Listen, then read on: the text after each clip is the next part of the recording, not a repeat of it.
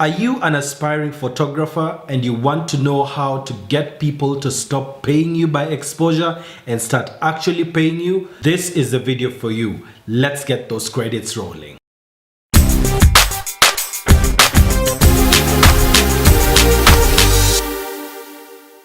Today, I want to speak to aspiring photographers or those who want to move from being amateur photographers or being paid by exposure, that's what I usually call it, and actually start getting clients who will actually pay you. So number one, have you taken good photographs and then when you were expecting payment, then you had, oh, this will look very good? Or do you have clients who come to you and tell you, we didn't have it in our budget, but then you will get really good exposure. We have 10,000 followers that we have on our social media page, and if we use your photo, then you can get paying clients. I know how that feels because I used to be there. And this is what happens. So you go to your friends or the people who want to work with you, but they have done their event and there is no provision for photography. Now, this is both possible and a way of people chippening out so that they don't pay you what they should pay you. Many of the times, people who are organizing events look for people who aren't really established in the industry, and then they will tell you that the work that you will do will actually give you exposure. Now, as sad as it is, sometimes we accept those things. Why? Because we have looked for paying clients everywhere and we have no idea where we are going to get them from. And so when we hear someone is going to allow us to actually take photos at their event, we jump at the chance of actually doing this, and then we end up crying at the end of the day because we never got paid anything.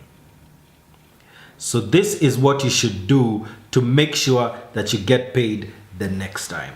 Are you ready for this? Number one, what work have you already done? Now take those photos and splash them on your social media page. I would advise that don't just use your personal page, actually open a business page.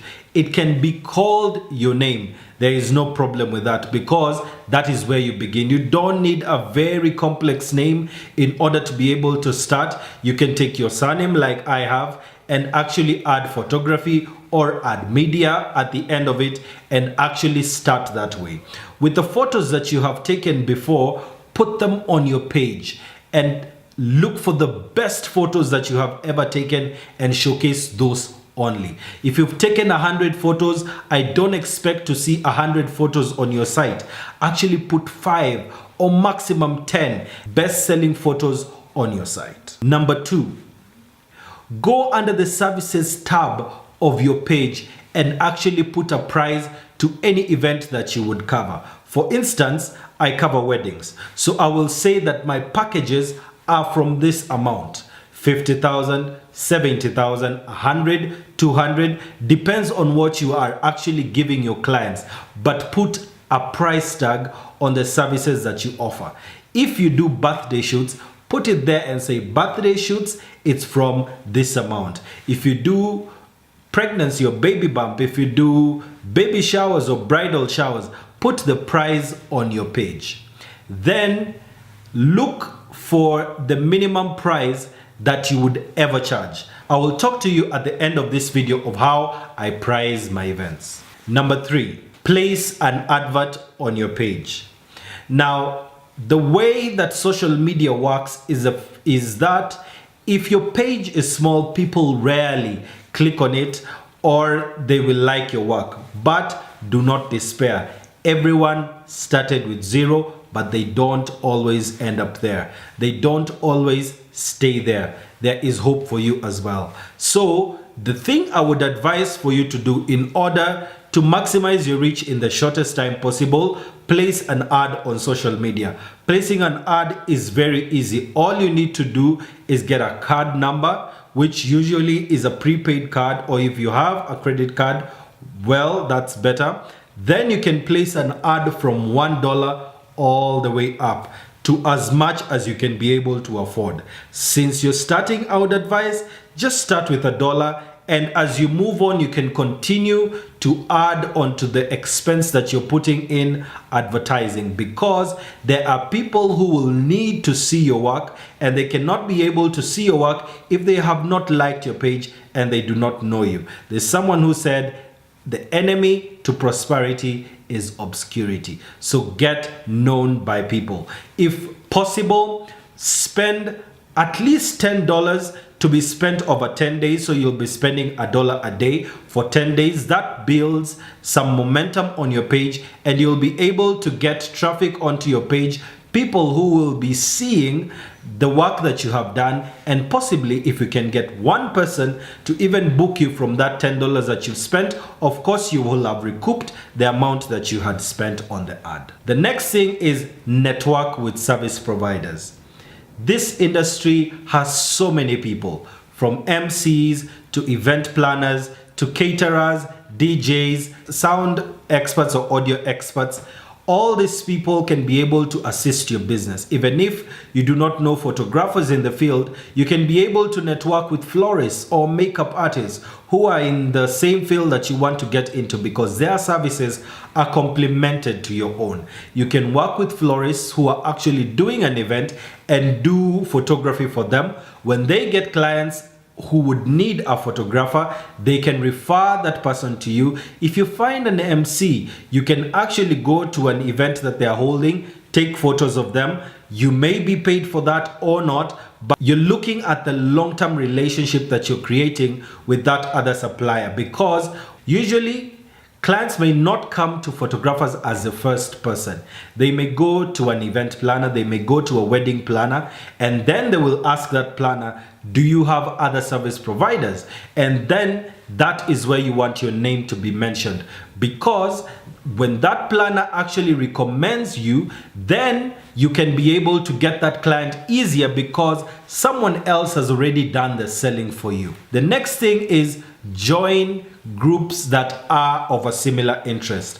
One perfect example that I know is a Facebook page by the name Brides on a Budget Marketplace, where there are 70,000 members in Kenya alone.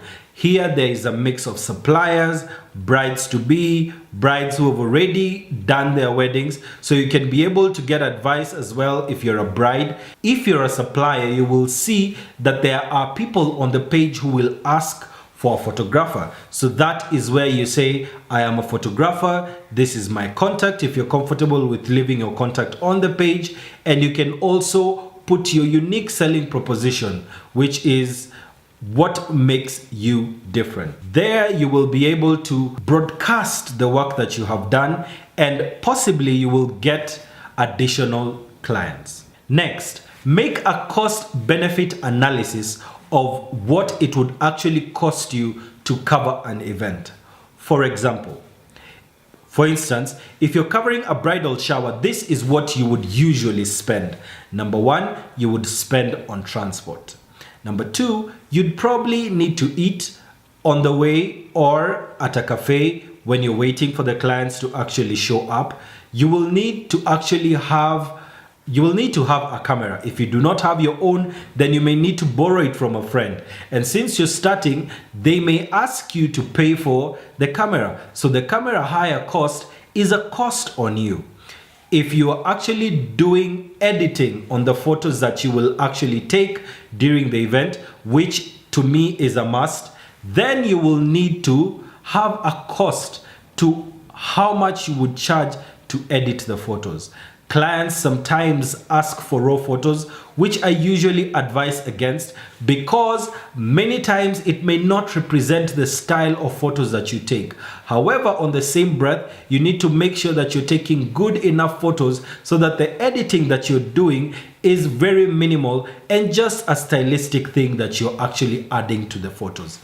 All these costs, coupled with the fact that you need to have some money at the end of the day to place a savings in your bank account, that can be able to assist you to actually know how much you would charge for an event. Remember that very many clients are always looking for the best prices. So do not get desperate of giving the lowest price at the expense of yourself, because at the end of the day, you also have bills to pay. At the end of the day, you also need to grow your business.